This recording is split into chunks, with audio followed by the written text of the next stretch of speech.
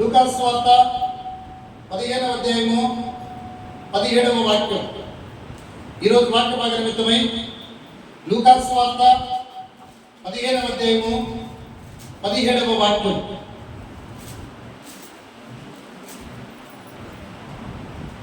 అయితే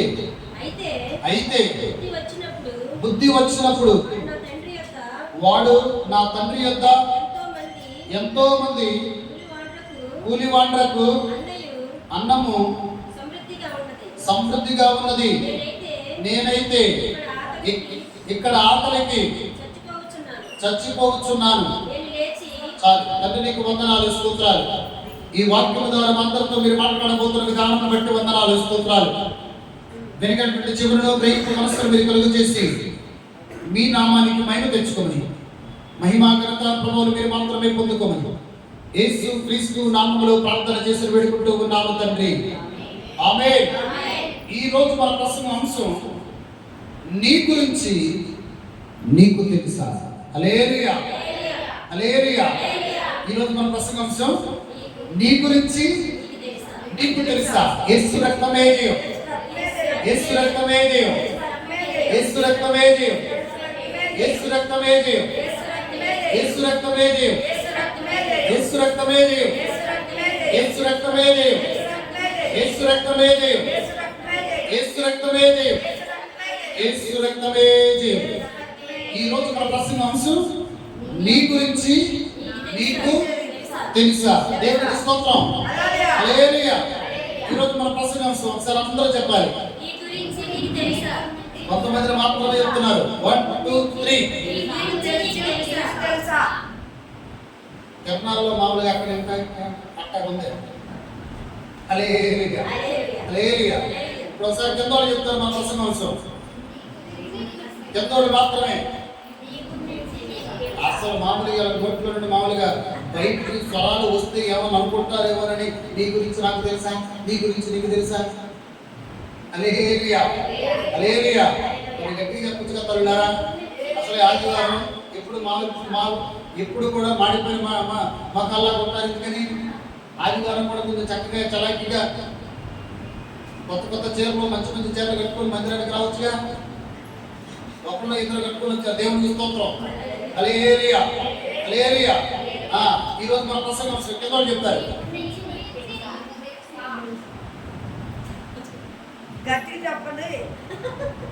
హల్లెలూయా. ఇప్పుడు కుర్చీలో కూర్చున్న వాళ్ళు చెప్తారు.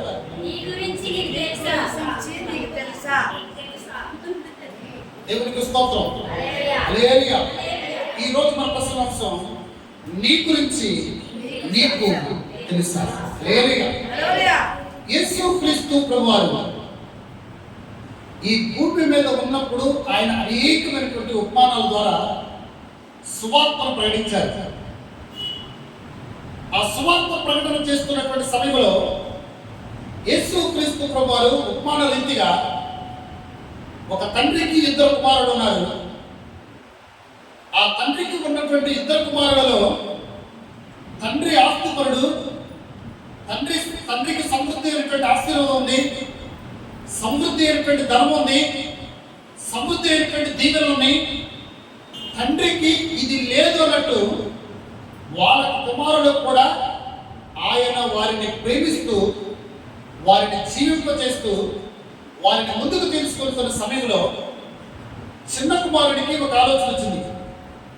చిన్న కుమారుడికి వచ్చినటువంటి ఆలోచన తనంతరికి తనకు వచ్చినటువంటి ఆలోచన కాదు, ఆయన తెచ్చినటువంటి ఆలోచన కాదు.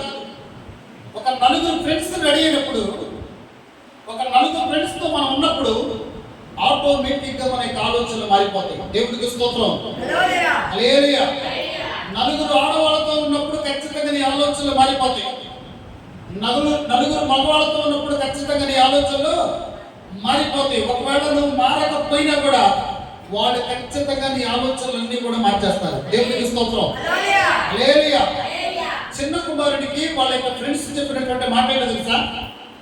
అరే మీ నాన్న దగ్గర కోట్ల రూపాయల ఆస్తి ఉంది, నువ్వు అడుగు మీ నాన్న దగ్గరికి వెళ్ళి ఏమని అడుగుతావు తెలుసా. నాన్నగారు ఇప్పటి వరకు నేను నీతో ఉన్నా, నన్ను కన్నారు, పెంచారు, పెద్ద చేశారు, అంతా బాగానే ఉంది. కానీ ఈ రోజు నుండి నీకు నాకు సంబంధం వద్దు. ఈ రోజు నుండి నా బ్రతుకునే బ్రతుకుతా, నా కూడు నేను తెచ్చుకుంటా, నా బట్టలు నేను ఉత్తుకుంటా, నా బట్టలు మొత్తం సమస్తం నాకు నేనుగా నేను ఉంటానని వాళ్ళ నాన్నగారి దగ్గరికి వెళ్ళి ఒక మాట చెప్పాడు. ఫ్రెండ్స్ చెప్పినటువంటి మాటలు విని ఏమన్నాడు తెలుసా? నాన్నగారు ఇప్పటి వరకు నీతో ఉంటాం, బోరు పెట్టింది నాకు, ఇక నాకు రావాల్సిన ఆస్తి నాకు ఇచ్చేస్తే నేను వెళ్ళి చక్కగా హ్యాపీగా నీకంటే బాగా సంపాదించుకొని నీకంటే చక్కగా మంచిగా ఉంటాను, నువ్వేం సంపాదించావు కానీ నేను డబల్ చేస్తానని వాళ్ళ నాన్నగారి దగ్గరికి వెళ్ళి చెప్పాడు. దేవుడికి స్తోత్రం, హల్లెలూయా, హల్లెలూయా. ఎందుకంటే ఒక తండ్రి కుమారుడు ఎప్పుడు ఏది అడిగినా కూడా, ఒక తండ్రి కానీ తల్లి కానీ కుమారుడు కానీ కుమార్తె కానీ ఎప్పుడు ఏది అడిగినా కూడా వాళ్ళ దగ్గర ఉన్నదా లేదని కూడా చూడకుండా వాళ్ళ నోట్లో నుండి ఎప్పుడు కూడా మా దగ్గర లేదు నేను ఇవ్వమని ఎప్పుడు కూడా అందరూ తల్లిదండ్రులు గట్టిగా చప్పట్లు కొడుతూ దిగుతున్నారు.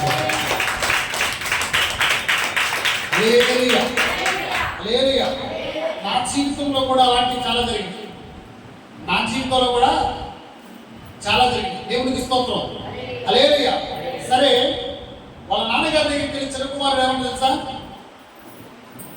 ఆస్తి 3 భాగాలు చేసి కాళ్ళు కింద పెట్టించుగా రాజా, దేవుని సింహాన్ని అనుకున్నావా? దేవుని మందిరం అయితే హల్లెలూయా, దేవుడికి స్తోత్రం, హల్లెలూయా, హల్లెలూయా.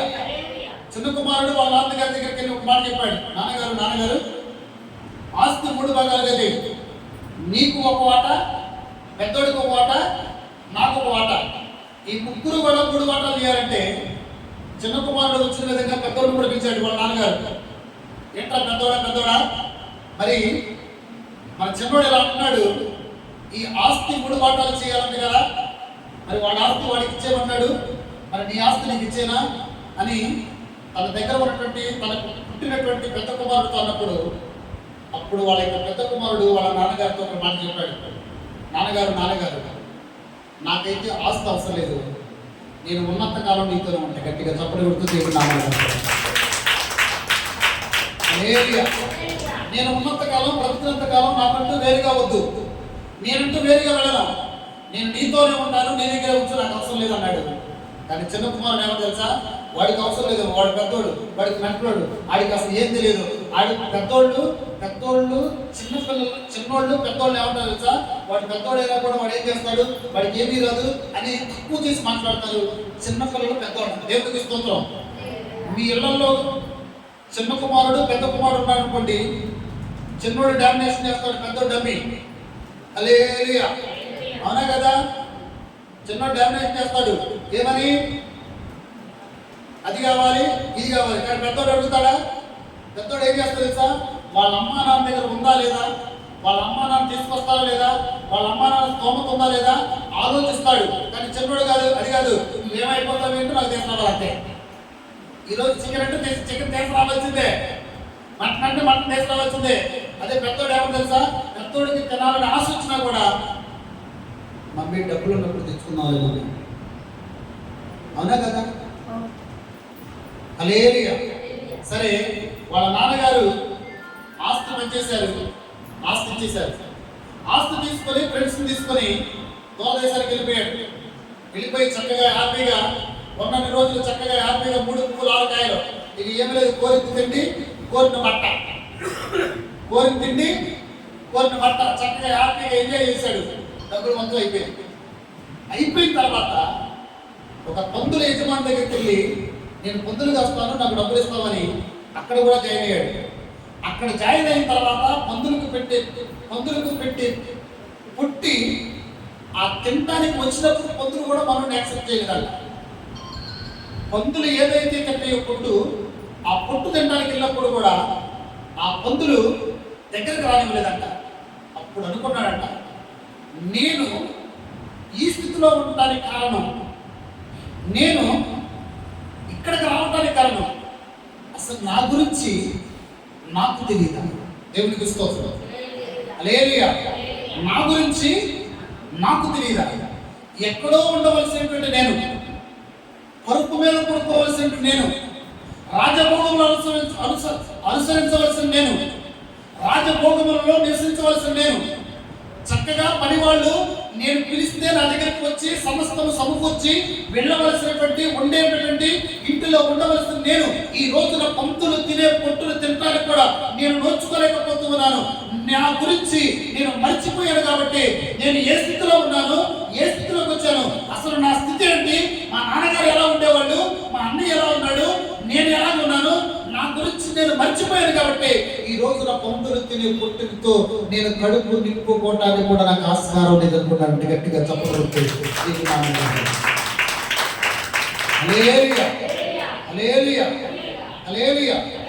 అప్పుడు అనుకున్నాడంట, ఆలోచించడం మొదలుపెట్టాడు.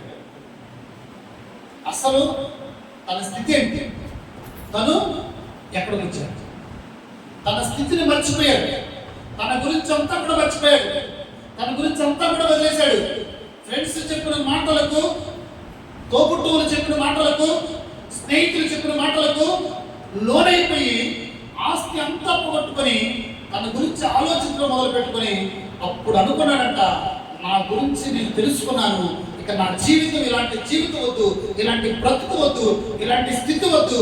ఒకవేళ మా నాన్నగారి దగ్గరికి వెళ్తే మా నాన్న నన్ను స్వీకరిస్తాడా లేదా, మా నాన్నగారి దగ్గరికి వెళ్తే మా నాన్న నన్ను స్వీకరిస్తాడా లేదా, మా నాన్నగారి దగ్గరికి వెళ్తే నాతో మాట్లాడతాడా లేదా, మా నాన్నగారి దగ్గరికి వెళ్తే భోజనం పెడతాడా లేదా అని ఆలోచించుకుంటూ ఏమైనా పర్వాలేదు, ఏది ఏమైనా పర్వాలేదు, నేను మా నాన్నగారి దగ్గరికి వెళ్ళి మా అన్నయ్య ఏ విధంగా అయితే మా నాన్నను అంటి పెట్టుకుని ఉంటున్నాడో ఈ రోజు నేను కూడా అంటి పెట్టుకుని ఉండాలి, నా గురించి నేను తెలుసుకుని అనుకొని ఆలోచన చేసి అప్పుడు వాళ్ళ నాన్నగారి దగ్గరికి బయలుదేరాడు. గట్టిగా చప్పుడు.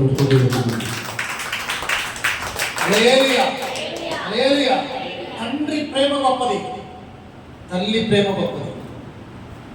ఈ లోకంలో దేవుణ్ణి తర్వాత మనల్ని ప్రేమించే వాళ్ళు ఎవరైనా ఉన్నారంటే ఒక తల్లి తండ్రి తప్ప ఈ లోకంలో మనల్ని ఎవ్వరు కూడా ప్రేమించారు.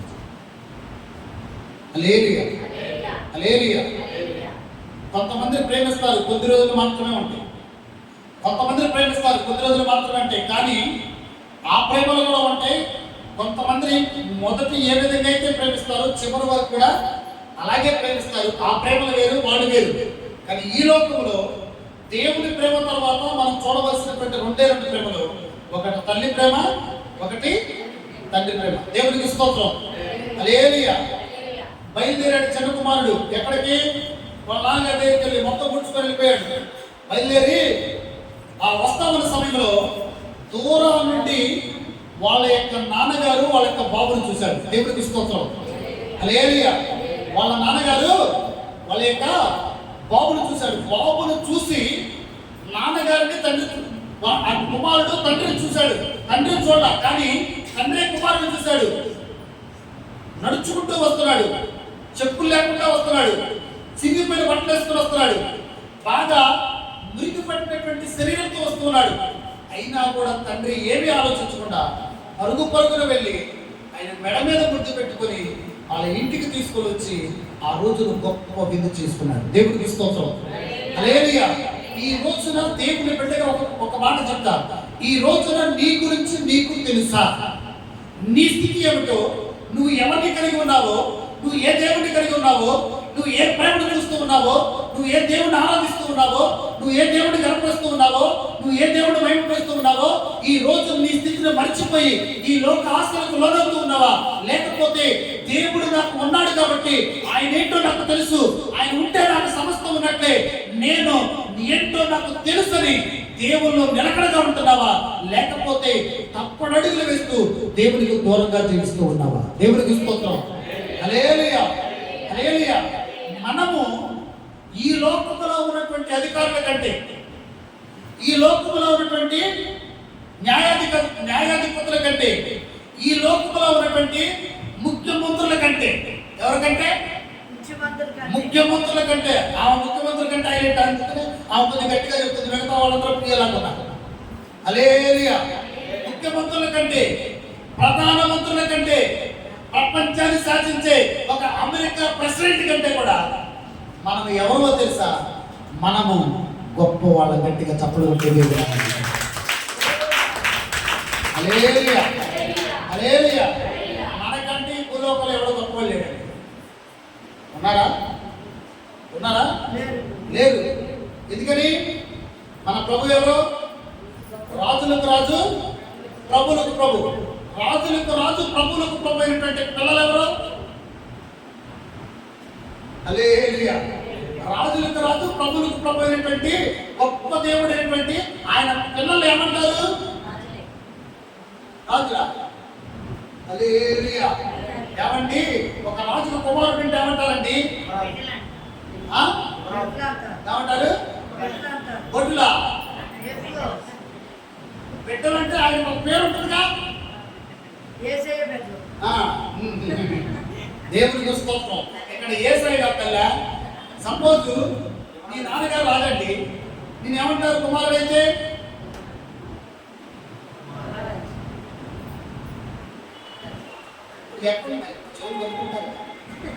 హల్లెలూయా, హల్లెలూయా.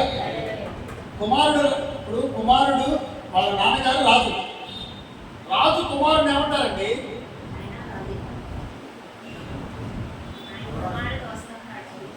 దేవుడికి స్తోత్రం. హల్లెలూయా, హల్లెలూయా, హల్లెలూయా, హల్లెలూయా. సపోజ్ మీ నాన్నగారు బ్యాంక్ మేనేజర్ అండి, మీ నాన్నగారు బ్యాంక్ మేనేజర్. ఈ బ్యాంక్ మేనేజర్ కొడుకుని ఏమంటారు? ఎవరైనా తెలియదు ఏమంటారు? బ్యాంక్ మేనేజర్ కొడుకు అంటారా లేదా? అంటారా లేదా? మరి ఒక రాజు వాళ్ళ నాన్నగారు రాజు అయినప్పుడు కుమారుడు ఏమంటారు? చెప్పరాజు తిరుగుతారేంటి? వస్తాయిగా ప్రధానమంత్రి క్యాబినెట్ ఫోన్ వస్తాయి అడుగుతారు, చిన్న చిన్న ఫోన్లో. దేవుడికి స్తోత్రం. హల్లెలూయా. రాజు యొక్క కుమారుడు రాజకుమారుడు అంటారు కదా. మరి ఇది చెప్పండి, రాజులు వేరు, రాజకుమారుడు వేరు. రాజు యొక్క కుమారులు ఏమంటారు? రాజకుమారుడు. రాజు యొక్క కుమార్తెలు ఏమంటారు? కుమార్తెలు, రాజకుమారు అంటారు. ఈ రోజున మనం ఎవరో తెలుసా? రాజు యొక్క రాజకుమారులము, రాజకుమార్తెలు. గొట్ట గట్టిగా చెప్పండి. హల్లెలూయా, హల్లెలూయా. దేవుడు ఈ భూమి మీద మనకిచ్చినటువంటి కృప, దేవుడు మనకిచ్చినటువంటి ధన్యత, దేవుడు మనకిచ్చినటువంటి భాగ్యం. దేవుడు ఈ భూమి మీద మీరు ఎక్కడైనా చూడండి, దేవుని బిడ్డలు ఒక పక్కన చూడండి, దేవుని ఎరగిన వారిని చూస్తే వీళ్ళకు ఉన్నటువంటి ఘనత కానీ, మహిమ కానీ, పేరు కానీ, ప్రఖ్యాతి కానీ ఇలా ఉంటాయా? ఎందుకని? రాజు యొక్క కుమారులు, రాజు యొక్క కుమార్తెలు. దేవుడికి స్తోత్రం. వీళ్ళెవరో ఇంకా రాజకుమారులు అవలా, రాజకుమార్తెలు అవలా. వీళ్ళు కూడా రాజకుమారులు, రాజకుమార్తెలు అయితే వీళ్ళతో పాటు రాజకుమారుడు, రాజకుమార్తెలు అంటారు. దేవుడికి స్తోత్రం. హల్లెలూయా. మనము రాజు యొక్క సమూహం యొక్క, రాజు సైనికుల యొక్క రాజకుమారులము, రాజకుమార్తెలము. దేవుడికి స్తోత్రం. హల్లెలూయా. మనం ఎప్పుడు కూడా మన స్టెప్ పైనే ఉంటుంది తప్ప దేవుడు మళ్ళీ ఎప్పుడు కూడా తగ్గదు. మన స్టెప్ పైనే ఉంటుంది కదా తప్ప తగ్గిస్తాడా? నీకు నువ్వు తగ్గించుకుంటావు. ఎందుకని? నీ గురించి నువ్వు తెలియదు కాబట్టి, నువ్వేంటో నీకు తెలియదు కాబట్టి, నువ్వు ఎలా ఉంటున్నావు నీకు తెలియదు కాబట్టి, అసలు నువ్వు ఎంత ఆ సొంత రక్షకుడిని అంగీకరించి దేవుడిని కలిగి ఉన్నటువంటి నీవు తక్కువగా ఆలోచించకూడదు, తక్కువగా చూసుకోకూడదు. నా తండ్రి గొప్పవాడు, నేను గొప్పదాన్ని. హల్లెలూయా. నా తండ్రి గొప్పవాడు, నేను గొప్పవాడిని. నా ప్రభు నాకున్నాడు. ఆయన ఎప్పుడు కూడా నన్ను తక్కువగా చూడడు, నన్ను హెచ్చించువాడు, మిమ్మల్ని తోకగా ఉంచాడు, తలగా ఉంచే గొప్ప దేవుడని ఈ రోజు నమ్ముతున్నాగా. హల్లెలూయా. సపోజ్ ఇంట్లో భీమ్ అయిపోయింది అనుకోండి, సపోజ్ ఇంట్లో భీమ్ అయిపోయింది అంటారు సార్, నువ్వు అనడానికి ఒక గిద్దపడి లేదు అంత ఆమె చెప్పడం అంత అవసరమా? చెప్పడం అంత అవసరమా? చెప్పొచ్చా మనం? ఎందుకు చెప్పకూడదు? ఏమంటే ఒక కింద ఏంటంటే రాసులు మనకి ఇచ్చే దేవుడు అయ్యి మనం ప్రార్థన చేస్తే కేజీ మనకి పక్కేదేవా? మరి కింద రాసులు వెళ్ళి ఇదంతా గానా బాగానా బ్యాచ్. అంటే నువ్వేంటో నీకు తెలియలా, నువ్వేంటో నీకు అర్థం కాలా, నువ్వు దేవుల్లో ఎలా ఉన్నావు నీకు అర్థం కాలా. దేవుల్లో మమేకమైనటువంటి వారి జీవితాలు, దేవుని మీద ఆధారపడినటువంటి జీవితాలు, దేవుని సొంత రక్షణగా అంగీకరించినటువంటి జీవితాలు, దేవుడే నా సర్వస్వ జీవితాల్లో నా దేవుడు పస్తూ ఉంచడు. పస్తూ ఉంచినా కూడా ఏదో ఒక రూపాన ఆయనను పోషిస్తూనే ఉంటాడు. గట్టిగా చెప్పబోతుంది. హల్లెలూయా, హల్లెలూయా. ఈ రోజున రాజకుమారులు రాజకుమార్తెలు మీరు కొట్టుకొని గట్టిగా చెప్పటం.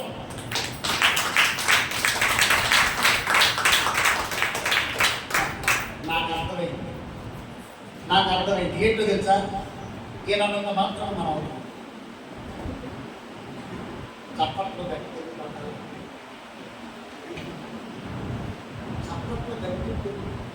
పట్టుకున్న చలిగా పట్టుకున్న అందరూ కూడా రాజకుమారుడు కాదు, రాజకుమార్తె కాదు, వాళ్ళు దియ్యామ సంతానం.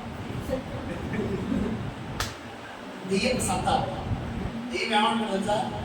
ఆయన ఎందుకు చెప్తున్నాను, నువ్వు రాజకుమారుడు అంటే నిన్ను ఒకసారి చూసుకో, నువ్వు రాజకుమార్తె ఏంటి అంటాడు. వచ్చి అంటాడా లేదా? ఆల్రెడీ కొంతమందిలో మనసులో వస్తూ ఉంటుంది. నాకు మామూలుగా 60 సంవత్సరాలు వచ్చి 70 సంవత్సరాలు 90 సంవత్సరాలు ఈ రాజకుమార్తె ఏంటి? ఇక్కడ ఏది కాదు ముఖ్యం. దేవుడికి స్తోత్రం. నువ్వు నీ గురించి నీకు తెలియనంతసేపు కూడా ఎక్కడ వేసిన గొంగడు అక్కడే ఉంటుంది. మన ప్రభువు సామాన్యమైనటువంటి దేవుడు కాదు. మన ప్రభువు సామాన్యమైనటువంటి దేవుడు కాదు. పరిస్థితులు అతలాకుతలం అయిపోతూ ఉంటాయి. పరిస్థితులు చిన్నాభిన్నమైపోతూ ఉంటాయి. దేవుడు మనకు సహాయం చేయట్లేదని ఆయన మీద కొడుకుతూ ఉంటాం. దేవుడు మనకు సహాయం చేయొచ్చుగా. ఆయన సహాయం చేయడానికి అరసెకను మాత్రమే సరిపోదా? అవునా కదా? అరసెకను మాత్రమే సరిపోదా? అరసెకను కూడా ఎక్కువ. ఇలా ఉన్నదాన్ని అలా తిప్పేస్తాడంతే అని మనం అనుకుంటాం. కానీ మన ఎడల ఒక ప్రణాళిక కలిగి ఉన్నటువంటి దేవుడు అసలు ఆయన గురించి నువ్వేమనుకుంటున్నావో కూడా ఆలోచిస్తాడు. ఏంటది? ఆయన గురించి నువ్వేమనుకుంటున్నావో కూడా ఆలోచిస్తాడు. ఆయన కానీ నువ్వు పట్టుకుంటే ఎవరిని? ఇంట్లో వాళ్ళగా తల్లుడారా? మరి సాయంత్రం ఇంట్లో వాళ్ళని పట్టుకునేవాడు. ఇంట్లో వాళ్ళ కాదు, యేసయ్య చెయ్యి నువ్వు పట్టుకుంటే మా కావాలకు బాప్తిజం తీసుకుంటారు అంటే మా కూతురుని అడిగి చెప్తాను అంటాను. ఆమె మామూలుగా దుబాయ్లో ఉంటుంది. నేను పెట్టుకుని మాట్లాడుతుంది. హల్లెలూయా. ఆమె దుబాయ్లో ఉంటుందండి. వాళ్ళ కూతురు నేను ఎప్పుడు మాట్లాడితే దుబాయ్లో ఇప్పుడు ఫ్లైట్లు కూడా లేదు. ఎప్పుడు మాట్లాడాలి అంటే బాప్తిజం తీసుకుంటాను. కూతురు పర్మిషన్ ఇస్తేనే బాప్తిజం. కూతురు వద్దని అనుకో బాప్తిజం తీసుకుంటా. ఇప్పుడు పవన్ బాప్తిజం తీసుకోవడానికి లేదు సంవత్సరం తీసుకుంటారు. ఆడిపోతున్నారు కదా. నువ్వు చెప్తే పుట్టినరోజు పుట్టినరోజు అయిపోతుంది. పుట్టినరోజు కన్నయ్య పుట్టినరోజు బాప్తిజం ఇస్తానన్నయ్య. అంటే దేవుడి గురించి అర్థం కాలేదు కాబట్టి మామూలుగా పుట్టినరోజులు వస్తూ ఉంటే వెళ్ళిపోతూ ఉంటే పుట్టినరోజు వస్తూ ఉంటే వెళ్ళిపోతూ ఉంటే ఇప్పుడు ఏంటి తెలుసా? ఇంటర్మీడియట్ అయిపోయిన తర్వాత ఎగ్జామ్స్ వచ్చిన తర్వాత రిజల్ట్స్ వచ్చిన తర్వాత తీసుకుంటా అంటాడు అవసరమైతే. హల్లెలూయా, హల్లెలూయా. అసలు దేవుల్లో మనం నీ గురించి ఏ రోజైనా నువ్వు ఆలోచించావా? నీ గురించి దేవుడు నీకు ఇచ్చిన తలంతుల గురించి, దేవుడు నీకు ఇచ్చిన గొప్ప గురించి, దేవుడు నీకు ఇచ్చిన ఆశీర్వాదం గురించి, దేవుడు నీకు ఇచ్చిన ఐశ్వర్యం గురించి, దేవుడు నీకు ఇచ్చిన డబ్బు గురించి, దేవుడు నీకు ఇచ్చిన ఆరోగ్యం గురించి, దేవుడు నీకు ఇచ్చినటువంటి బట్టల గురించి, దేవుడు నీకు ఇచ్చినటువంటి ఆహారం గురించి ఈ రోజున పోషించబడుతున్నటువంటి నేను నా ప్రభు పోషిస్తున్నాడు కాబట్టి నేను పోషించబడుతున్నా. నేను ఆయనలో నేను మంచివాడు. నా గురించి నేను బాగా తెలుసుకున్నాను. నా ప్రభు చెయ్యిని పట్టుకొని ఏ రోజైతే అనుకుంటావో నా దేవుడు అప్పుడే నిన్ను ఆశీర్వదిస్తాడు. గట్టిగా చెప్పడం.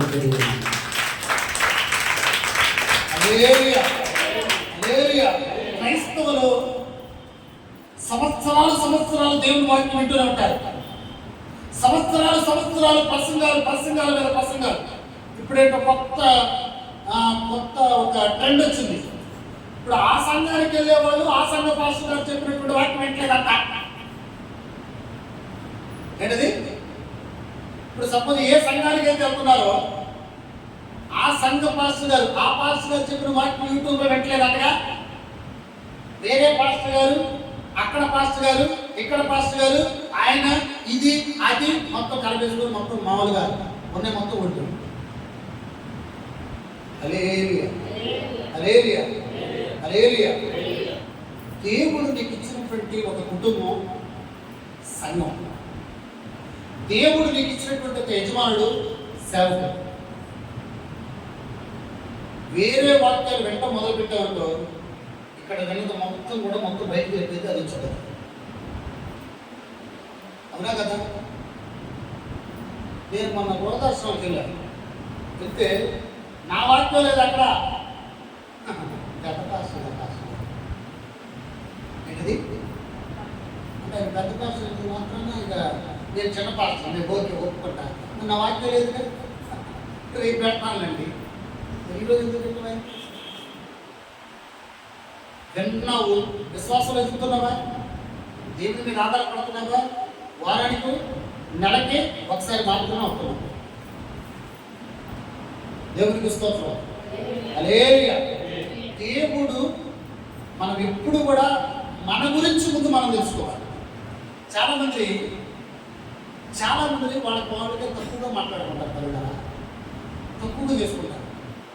తక్కువగా నేను తక్కువ అన్నావు, నేను తక్కువ దాన్ని, నాకేమీ లేదు, నాకు ఎవరు లేరు, నేను ఇంతే, నేను అంతే.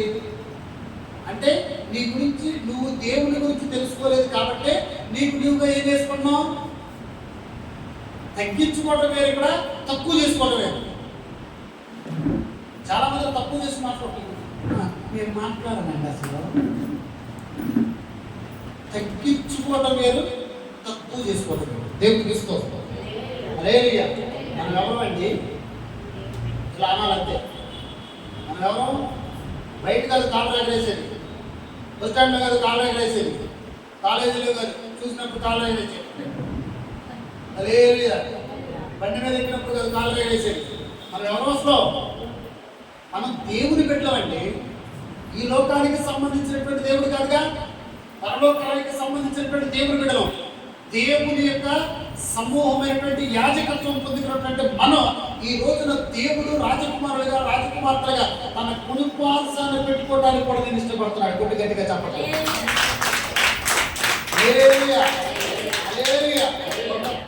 ప్రతి పాపిని క్షమించడానికి ఆయన మాత్రమే ప్రతి పాపిని క్షమిస్తారు. మీ అమ్మ నాన్న ఎంత క్షమిస్తారు నాకే తెలియదు, కానీ ఆయన దగ్గరికి వచ్చి ప్రభువా అని అంటే చాలు, ఆయన కోపం నిమిషం మాత్రమే ఉంటుంది. నాకు అర్థమైంది కాబట్టి అది మనకు బిల్డింగ్ పెట్టాడు ఆయన. బంగారపు పోతేసి బంగారపు గృహాల్లో మనము ఆ వీధులు కూడా బంగారపు వీధుల్లో మనం నడిపిస్తారంటే కొట్టు గట్టిగా తప్ప. ఒకవేళ మన బిల్డింగ్ కొనుక్కోవడానికి స్తోత్రాలు, నాకు ఇక్కడ అవసరం లేదు వాళ్ళకి ఇస్తే చాలన్న. అంతేగాని వీళ్ళు ఒక బిల్డింగ్ కొట్టి రెండు బిల్డింగ్ రావాలి, వాళ్ళు ఒకే ఒక బిల్డింగ్ అంటారు. మీరు తెలుసా? చూడ వచ్చే సంవత్సరంగా రెండు బిల్డింగ్ ఉన్నాయి. ఎందుకు ఏం చేసుకుంటాం? వర్షాలు ఇస్తే భూకంపం వస్తే ఒకటి కనపడితే మన బిల్డింగ్ ఎక్కడ ఉండాలా? అక్కడ సంపాదించుకోవాలి. దేవుడికి స్తోత్రం. హల్లెలూయా. హల్లెలూయా. ఎందుకో తెలుసా?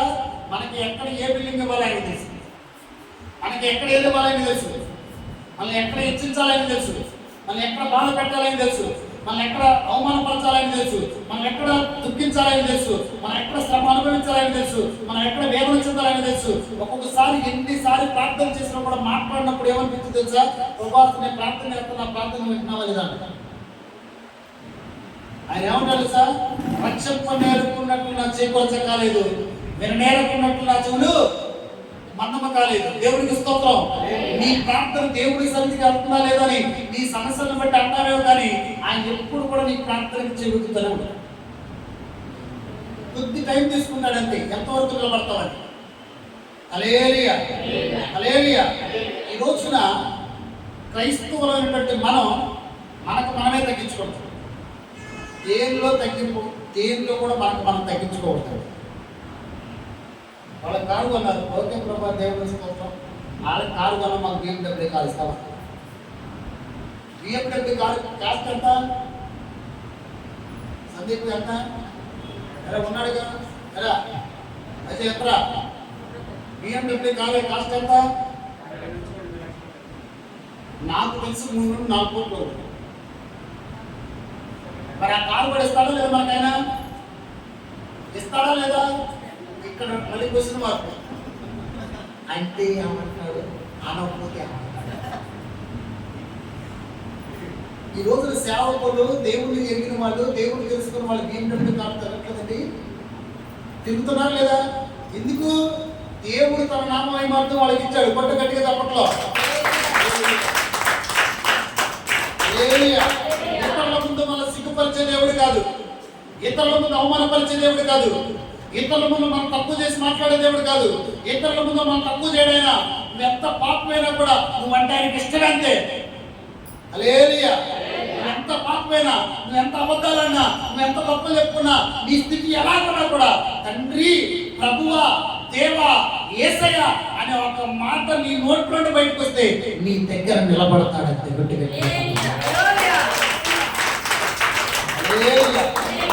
అంటే ఆయనకి ఎంత ప్రేమ అంటే ఈ లోకంలో దేనితో కూడా ఆ ప్రేమ తెలుసు. ఈ లోకంలో లాస్ట్ ఇయర్ ఒకసారి మాకు తెలిసిన ఒక అతను ఇంటర్మీడియట్ ఎగ్జామ్స్ కొంచెం బాగా ఫేవర్ అయ్యి ఎగ్జామ్స్ సరిగ్గా రాయలేదండి.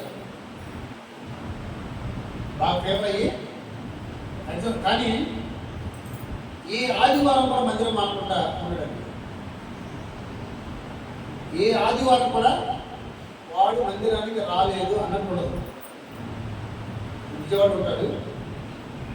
సరే, చాలామంది ఏమంటున్నారంటే వీడికి జలం వచ్చింది కాబట్టి వీడు ఫెయిల్ అవుతాడు కానీ దేవుడు చూస్తూ ఊరుకుంటాడా? వీడు నా బిడ్డ ఎందుకని ముద్రేస్తాడు? ప్రతి ఆదివారం ఎక్కడున్నాడు? మనోళ్ళు ఎక్కడుంటారు? కిట్టి పార్టీలు దగ్గర ఉంటారు. మన ఆదివారం మన కృతజ్ఞత ఆరాధన పెట్టే మనోళ్ళు ఎక్కడున్నారు? వాడు టీవీ తీసుకుని వెళ్ళాడంటే ఎక్కడ? హల్లెలూయా. ఆ రోజు రిపేర్ చేయించుకోవడానికి వెళ్ళాలండి.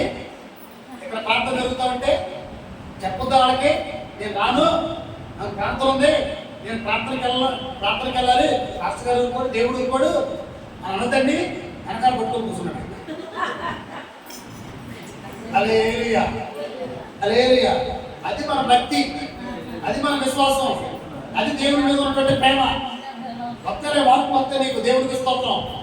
హల్లెలూయా. సరే, ఆ రోజున ఎగ్జామ్ రాశాడంట. ఎగ్జామ్ రాసి వచ్చిన తర్వాత ఆ కుర్రోడు ఏమన్నాడు తెలుసా?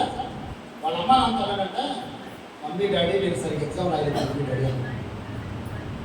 వాళ్ళ అమ్మ నాన్న కూడా కొంచెం నీరసం అయిపోయారు.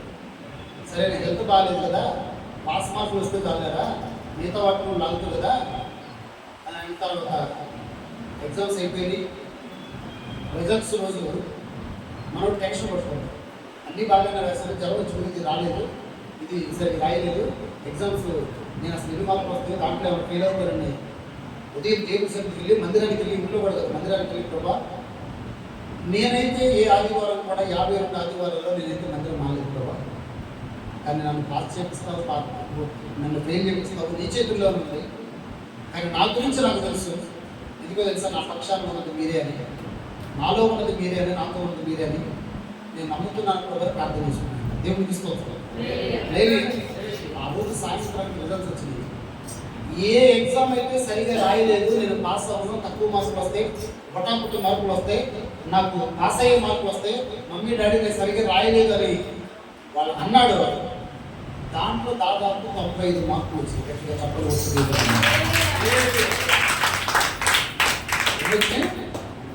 95 మార్కులు. దేవుడు చూస్తా ఊరుకుంటాడంటే ఆయన చూస్తా ఊరుకునే దేవుడు కాదు. ఎందుకో తెలుసా? తన నామ మహిమార్థంగా ఈ బిడ్డ వాళ్ళ మంచి దాసురాలు ప్రతి ఆదివారం నా సన్నిధికి వచ్చింది, పాటలు పాడింది, ఆరాధన చేసింది, వాక్యం అనేది అని ఆ రోజున మంచిగా రాయిపోయినా కూడా నా ప్రభు రాసినటువంటి దాన్ని బట్టి ఇన్విజిలేటర్ యొక్క మనసును కలిగించి 95 మార్కులు తీసుకురావడం దేవుడు. ఈ రోజు నువ్వు ఏంటో నీకు తెలిస్తే, నీ గురించి నీకు తెలిస్తే నువ్వు ఇతరుల మీద ఎప్పుడు కూడా తక్కువ చేసుకో. ఇంకొకటి, ఎగ్జామ్స్ రాసేవాళ్ళు మీరు మీ నోట్లో ఎప్పుడు కూడా చదువుకునే వాళ్ళు కానీ ఏదైనా మీ నోట్లో ఎప్పుడు కూడా నేను ఇది సరిగా రాయలేదని ఎవరి దగ్గర చెప్పను. ఆ దీంట్లో తక్కువ మార్కులు వస్తే ఎప్పుడు చెప్పను. ఒకటి, నీ గురించి ఆయన తెలుసు, ఆయన గురించి నీకు తెలుసు. దేవుడికి తీసుకోవచ్చు. ఏ ధైర్యం ఉండాలా? నా ప్రభు ఉండగా నాకేంటి, నా దేవుడు ఉండగా నాకేంటి, ఆయన ఏంటో నాకు తెలుసు. నాకు ఫుల్ మార్పులు తెప్పిస్తాడని ఒక విశ్వాసంతో ఉంటే ఖచ్చితంగా ఆయన ఫుల్ మార్పులు తెప్పిస్తాడు. దేవుడు తీసుకోవచ్చు. ఏమీ లేని స్థితిలో ఉండే పెట్ట కుప్పల మీద ఉండే పైకి ఎవరైనా ఉన్నారంటే ఈరోజు నీవు నేను నమ్ముకున్న యేసయ్య తప్ప భూమి మీద ఏమన్నా. కానీ మనమే దేవుడికి చప్పుడు